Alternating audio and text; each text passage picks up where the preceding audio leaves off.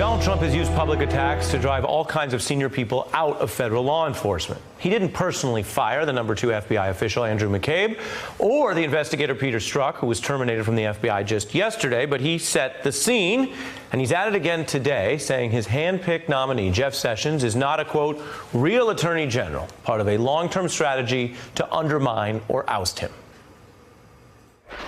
An out-of-control, livid president called the attorney general sitting there in the Oval Office with him an idiot and demanded his resignation on the spot. The president called him beleaguered and slammed his AG. Here again, you have the president asking, where is Attorney General Jeff Sessions in all of this? He then attacks Jeff Sessions, the attorney general, by saying this: our AG is scared stiff and missing in action. Why does the president continue to do this? Why is he attacking his own attorney general?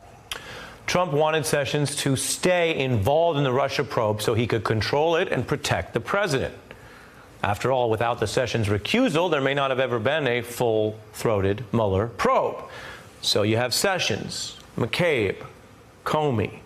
They are all also witnesses in this Mueller probe as well. In fact, my colleague Rachel Maddow noting that the heat on other corroborating witnesses is real.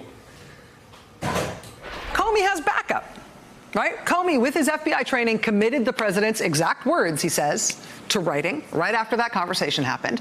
And then he told all these people, crucially, at the time, so they can corroborate what Comey said at the time about what happened, right? Well, it's taken them a little while to get all the way through this list, but the only one still there is David Bowditch. Once you work your way through all the witnesses who might testify otherwise, well, then, of course, you're free to tell any story you want about what happened between the president and the FBI director. I mean, if all the corroborating witnesses have been picked off and blown up, who's left to say what happened there at all? Who's left to say otherwise now? I'm joined now by California Congressman Eric Swalwell, who serves on the Intelligence and Judiciary Committees, and Michael McFaul, former U.S. ambassador to Russia. Congressman, your view of these attacks on Sessions and whether they're part of a coordinated effort to not only get the kind of leadership he wants, but as Rachel and others have pointed out, to also undercut potential witnesses. Good evening, Ari. To me, it suggests that President Trump is running out of new ideas and new ways to obstruct this investigation. He's just going back to the old trope of attacking Attorney General Sessions. I think this is because, the walls are closing in. A crucial decision point awaits him. Will he testify to Bob Mueller or won't he? And I think in desperation, he's trying to make the investigation go away. What really worries me, though, Ari, is that the deafening silence from Republicans, people who serve with Jeff Sessions, who are just saying nothing and allowing this president to continue to try and obstruct the investigation, and that they will do nothing to speak up and defend it. I wonder, Ambassador, how you think it all relates to the fact that Donald Trump's only consistent vector is whether someone is being helpful or hurtful to him in his own estimation. A story that we don't have in our rundown tonight because there's not much to it is the ongoing Omarosa feud. But there is an overlap in the sense that Jeff Sessions has received different treatment from Trump only based on whether he's doing things that Trump thinks are good for him personally, not for the country, not for the DOJ, not for policy. Here's Donald Trump's past history with Sessions. Jeff is an amazing man, and working with him, I know we will make these incredible strides that our country has to make in restoring safety and justice for all of our people. He is highly respected in Washington because he's as smart as you get. Senator Jeff Sessions. One of the great men, one of the most highly respected men in the United States Senate. How does that figure into the way people view these new attacks?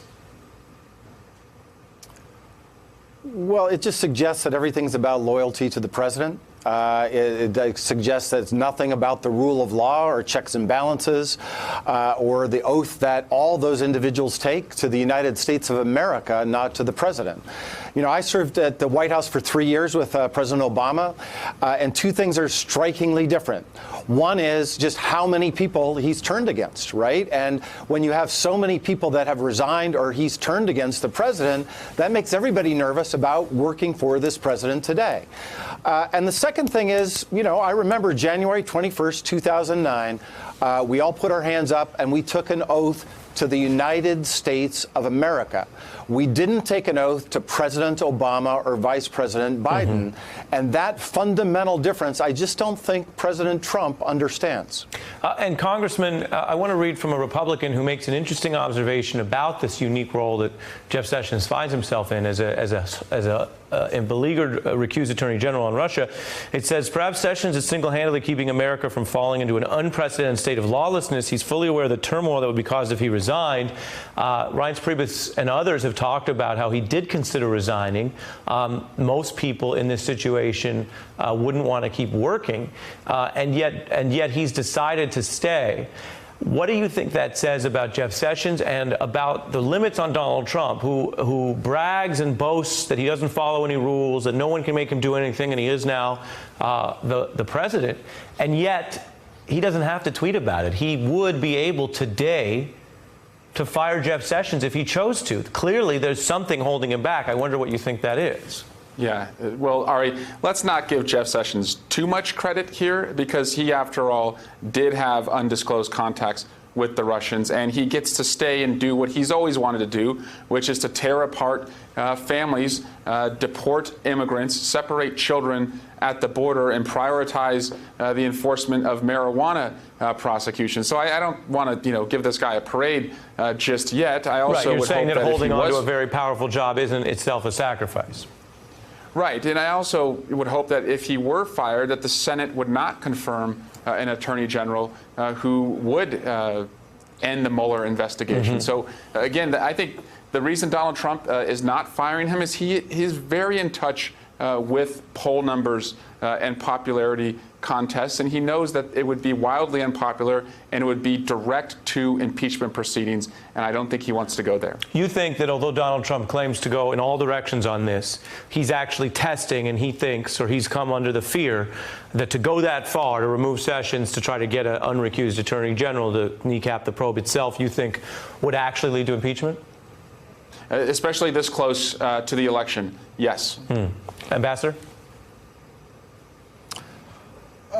I don't have a good answer to that question. It seems to me that he knows that his options of firing him, I mean, your point, Ari, he has the presidential authority to do that, but he chooses not to, suggest that he doesn't have a plan B. And maybe he's just stuck with the current equilibrium that he's put himself in. But the tragedy of all this is the rule of law, is the respect for the United States government, the institutions that normally don't behave in this way. And normally, a president of the United States does not talk about his attorney general in the way that President Trump does today. Certainly not. And so it both shows what he's doing that's concerned so many people, and that Mueller may ultimately use as evidence, and also the limits on him, that something may be working if he understands there are limits to some degree. Congressman Eric Swalwell and Ambassador McFaul, thank you both. Hey, I'm Ari Melber from MSNBC. You can see more of our videos right here, or better yet, subscribe to our YouTube channel below. You could have been anywhere in the world, but you're here with us, and we appreciate that.